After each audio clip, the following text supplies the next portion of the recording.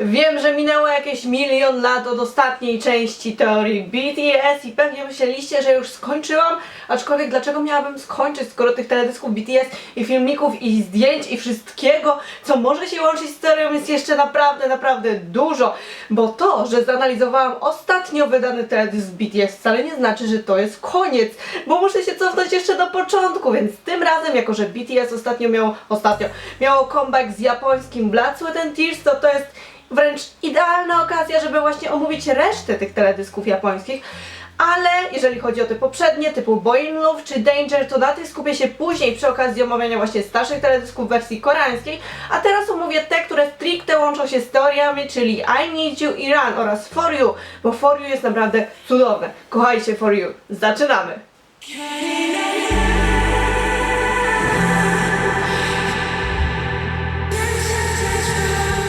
Tak jak już powiedziałam, zacznę od For You, które za dużo może nie wnosi do teorii, ale naprawdę warto o tym wspomnieć, bo sam teledysk opowiada historię przyjaźni i miłości. Jungkook pracuje jako misio, jest przebrany za misia, który wygląda jak Kubuś Puchatek i ma dziewczynę i wymienia z tą dziewczyną następujące SMS-y.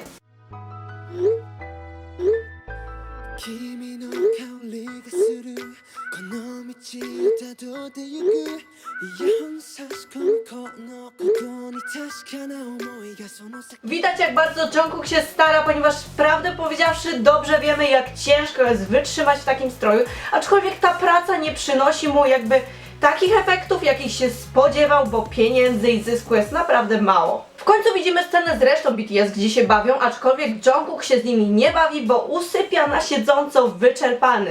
Oni znajdują jedną z tych ulotek, które rozdawał, ale on ewidentnie nie chce o tym rozmawiać, więc zirytowany po prostu wychodzi. A następnie widzimy sceny, jak reszta BTS pracuje. Jin myje samochody, nawet jeżeli jest to wyczerpująca praca i czuje ból w barku, natomiast Rap Monster pracuje na stacji benzynowej. Rap Monster zawsze jest na stacji benzynowej, tak samo jak Jimin zawsze jest w wannie. Tym razem pracuje na stacji benzynowej i także daje z siebie wszystko, mimo że jest jakby właśnie wyczerpany i w końcu zasypia. Jak się okazuje, pracują na tej stacji benzynowej razem z Jinem. Suga jest dostawcą pizzy, jednak zdarza się, że ludzie, którym dowozi tą pizzę, każą mu także czasami po prostu wynieść śmieci. V natomiast pracuje w sklepie i także ma dość. J-Hope jest kelnerem, jednak zdarza mu się czasem upuścić posiłek, a Jimin pracuje na zmywaku i zdarza się mu także potłuc niechcący naczynia. Wszyscy dają z siebie wszystko i są coraz bardziej zmęczeni, jednak późniejsze sceny pokazują, że jednak są szczęśliwi. Jungkook pisze list, prawdopodobnie do swojej ukochanej, jednak BTS zabiera mu ten list i w zabawny sposób, jak to na BTS przystało, dokucza, aczkolwiek w pewnym momencie dają mu bilet lotniczy. Cookie jest przeszczęśliwy, przytula przyjaciół, całuje bilet i po prostu w takim przeszczęśliwym stanie wychodzi, a reszta, jak widać, po chwili mogła po prostu odetchnąć z ulgą. Jak się okazało, BTS pracowało dla Jungkooka, żeby zarobić na bilet lotniczy, żeby mógł w końcu spotkać się z ukochaną i tak się potem też stało, co widzimy w ostatniej scenie. Jak widzicie, teledysk jest bardzo emocjonalny, ale kończy się dobrze, a teraz przejdę w końcu do japońskiego I Need You, bo jak dobrze wiecie, wszystkie teorie zaczęły się w momencie, kiedy ukazało się koreańskie I Need You, więc japoński teledysk powinien być równie znaczący. Aczkolwiek zacznę od zdjęć teaserowych i komentarza autorstwa najsłodszego Bubusia, którą serdecznie pozdrawiam, która zagłębiła się w symbolikę kwiatów i oczywiście tą symboliką się z nami podzieliła, żebym teraz mogła Wam o tym opowiedzieć. Rap Monster trzyma dalię, która symbolizuje realizm, zdrowy rozsądek, dążenie do celu, walkę z marzeniami, wewnętrzną siłę oraz władzę, czyli jak na lidera przystało. Jin ma hortensję, symbolizuje ona złote serce człowieka uprzejmego, uczynnego, dobrodusznego, tolerancyjnego oraz wyrozumiałego. Co ciekawe, kwiat ten często jest atrybutem lekarzy, do czego odniesienie oczywiście mamy w teledysku do Dope, gdzie Jin właśnie był lekarzem. J-Hope i żółcień, czyli osoba niesamowicie pozytywna, żywiołowa i radosna, czyli cały nasz J-Hope, a poza tym żółcień był także symbolem trwałej i prawdziwej przyjaźni.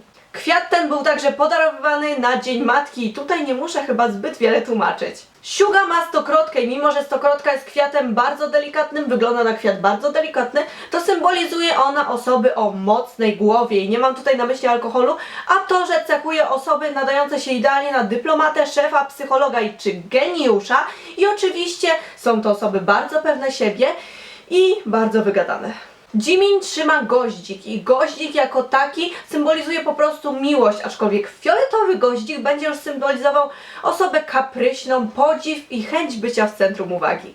Jungkook ma lekwonię, która symbolizuje młodość, nieprzemijające piękno i wierność, co idealnie łączy się z faktem, że Jungkook jest najmłodszy. V jest ukazany z Alstroemerią, która symbolizuje wiarę, religię i czystość bez grzechu, a biorąc pod uwagę fakt, że V zabił swojego ojca bądź brata w teledysku, to tutaj coś już po prostu nie pasuje, a poza tym przez cały cykl nawiązujący do Demiana był ukazany jako ten zły. Kwiat ten symbolizuje także wzloty i upadki przyjaźni, a także ciągłe kręcenie się w kółko. Ale przejdźmy w końcu do teledysku, bo tak jak już wspominałam kilka razy w tym cyklu teorii BTS, japońskie teledyski jakby dopełniają te koreańskie, bo niby mogą wydawać się dużo prostsze, na przykład tak jak teledysk do I Need You, aczkolwiek tak naprawdę dopełnia on w symbolice ten koreański i mimo, że jest to głównie choreografia, to jest on przepleciony pojedynczymi, znaczącymi scenami. Tak więc pierwszą taką przeplecioną sceną jest J-Hope w łazience, jest to scena podobna do tej z koreańskiego teledysku. Widzimy także Jungkooka wśród kwiatów oraz Jimina, który siedzi przed czymś, co na pierwszy rzut oka wygląda jak stół pokryty jakąś białą tkaniną, wokół są rośliny i taka pierwsza myśl, która przychodzi do głowy, to jest czuwanie przy zmarłym, a potem się okazuje, że to nie jest wcale biały stół, tylko po prostu wanna. Pojawia się także Rap Monster, a obok niego lustro z napisem, który jest już nam dobrze znany, bo jest to koreański napis znaczący "Musisz przeżyć", który także się pojawił zarówno w koreańskim teledysku, jak i w krótkim filmie Namjoona. Sugę widzimy obok obrazu, dużego obrazu, na którym widnieją lilie. Jak dobrze wiemy, lilie pojawiają się bardzo często w koreańskich teledyskach. Co ciekawe, za plecami Sugi na ścianie widzimy ogromną czarną plamę i ta czarna plama prawdopodobnie symbolizuje coś złego, na pewno jest ogromnym przeciwieństwem bieli tych lilii ukazanych na obrazie. Przez chwilę widzimy V wśród kwiatów oraz nagle widzimy także dłoń Rap Monstera, z której ścieka czarna substancja. I tutaj mamy już pewność, że jest to nawiązanie do tej plamy, którą widzieliśmy za Sugą.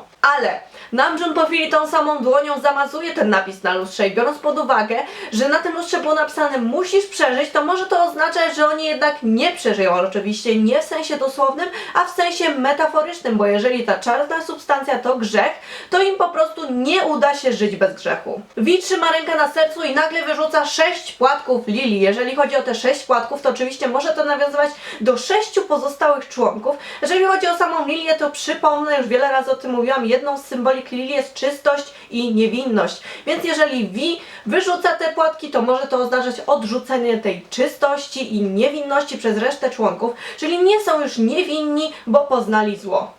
Jimin zaczyna się bawić płatkami, które pływają w wannie, natomiast J-Hope siedzi na podłodze łazienki wśród rozsypanych leków. Natomiast jeżeli chodzi o Jina, to Jin nie żyje. Żartuję, no może nie do końca, bo scena Jina jest także bardzo znacząca i wydaje się bardzo metaforyczna, bo miejsce, na którym on leży, to faktycznie jest takie jakby białe prześcieradło, biały materiał, który faktycznie przypomina to miejsce czuwania nad zmarłymi, szczególnie, że wokół niego znajdują się lilie, które często są wykorzystywane do wiązanek pogrzebowych. I właśnie dlatego, że Jin jest najstarszy w tej grupie, może być to metafora takiej jakby śmierci młodości, czyli młodość umarła, a razem z nią umarła niewinność, co w sumie idzie w parze, ponieważ dzieciństwo i niewinność łączy się w całość. Jednak Jin się podnosi i rozgląda i wokół panuje ciemność, czyli ewidentnie jest sam. I widzimy także scenę, która jest już dobrze nam znana, czyli trzymanie płatków. Jungkook płacze i nagle podpala lilię i w tym samym momencie te lilie na obrazie za Sugą także stają w płomieniach. Co ciekawe, podczas gdy te lilie płoną, są pokazane sceny ze wszystkimi członkami poza Rap Monsterem i Jinem. Jin ukazany jest jeszcze raz na samym końcu, wciąż siedzi w ciemnościach, aczkolwiek z jego dłoni tak jakby ucieka, unosi się w powietrzu pojedynczy płatek, który ucieka ku światłu, więc być może ku niebu, aczkolwiek Jin zostaje wciąż w ciemności. I jak widzicie, koreańskie teledyski da się zrozumieć bez tych japońskich, aczkolwiek japońskich nie da się zrozumieć bez tych koreańskich, bo to japońskie są ich dopełnieniem. I oczywiście japońska wersja teledysku Doran wydaje się równie interesująca i znowu jest to głównie choreografia przepleciona znaczącymi scenami. I pierwszą taką sceną jest V w łazience wśród różnych napisów na ścianach, m.in. Nevermind, które bardzo często pojawia się w koreańskich wideo, a także tekstach. Następnie widzimy rap Monstera w budce telefonicznej i tę samą budkę telefoniczną widzieliśmy już w 2 krótkich filmach, jego i V. Poza tym widzimy także różne napisy i cytaty na ścianach tej budki, m.in. Pain Past albo Fail. Namjoon puszcza także słuchawkę, co może być bezpośrednim nawiązaniem do jego rozmowy V w koreańskim wideo. W kolejnych scenach widzimy więcej cytatów i więcej znaczących słówek, m.in. mark, czyli piętno, a motyw piętna kainowego pojawił się w Demianie. W kolejnej scenie z Rap Monsterem widzimy te cytaty dużo wyraźniej i możemy zauważyć takie słówka jak dope albo skreślone carpe diem, czyli chwytaj dzień, a także pain past is pleasure, które może oznaczać, że ból przeszłości jest przyjemnością albo że bolesna przeszłość jest przyjemnością, a także łacińskie powiedzenie res non verba, które oznacza, że czyny mówią więcej niż słowa. Na ścianie budki widzimy także dużo dłuższy cytat, a mianowicie dedicated to all the boys who have lived in this pained world, czyli dedykowane do wszystkich chłopców, którzy żyli na tym bolesnym świecie. I tutaj ewidentnie mamy nawiązanie do tego, że ta przeszłość jakby była bolesna i oni są skrzywdzeni. Suga jest ukazany w pomieszczeniu, które trochę przypomina jakby izolatkę J-Hope'a z jego krótkiego filmu, z tą że różnicą, że ściany są po prostu białe, a na podłodze jakby leżą potłuczone kawałki lustra, co może być też nawiązaniem do krótkiego filmiku Rapmona. A najlepsze w tym wszystkim jest to, że japoński teledysk do Run ukazał się długo przed krótkimi filmami. Podczas sceny Jina nie dzieje się zbyt wiele, widzimy po prostu odbicie wody, natomiast chwilę później znowu migają nam te cytaty ze ścian łazienki i widzimy jak Vi skreśla coś czarnym sprayem, co może być nawiązaniem do graffiti z koreańskiej wersji, szczególnie, że później widzimy także jak on to graffiti robi. Są to m.in. takie cytaty jak save me from myself, czyli uratuj mnie przede mną, oraz while the mark of mature man is that he wants to live humbly for once. Jest to fragment z książki J.D. Salingera Buszujący w zbożu. A pełen cytat jest następujący. Dla człowieka niedojrzałego znamienne jest, że pragnie on wzniośle umrzeć za jakąś sprawę. Dla dojrzałego natomiast, że pragnie skromnie dla niej żyć. Buszujący w zbożu to książka, która w przeszłości budziła wiele kontrowersji, a jej główny bohater, czyli Holden, stał się ikoną młodych buntowników, co idealnie pasuje do konceptu BTS. I oczywiście, jeżeli jesteście zainteresowani taką interpretacją, czyli interpretacją teledysków BTS pod kątem książki Buszujący w zbożu, to dajcie mi znać w komentarzach tam na dole już teraz. Znowu widzimy Jimina w wodzie, tylko tym razem nie jest to wanna, ale taki jakby zbiornik na wodę, ewentualnie akwarium. I biorąc pod uwagę, że symbolika wody to młodość, to oczywiście mamy dwie opcje. Albo Jimin nie chce dorosnąć, albo jest po prostu uwięziony w tej młodości. Widzimy J-Hope'a siedzącego wśród białych piór, co oczywiście może być nawiązaniem do jego bitwy na poduszki z Jiminem.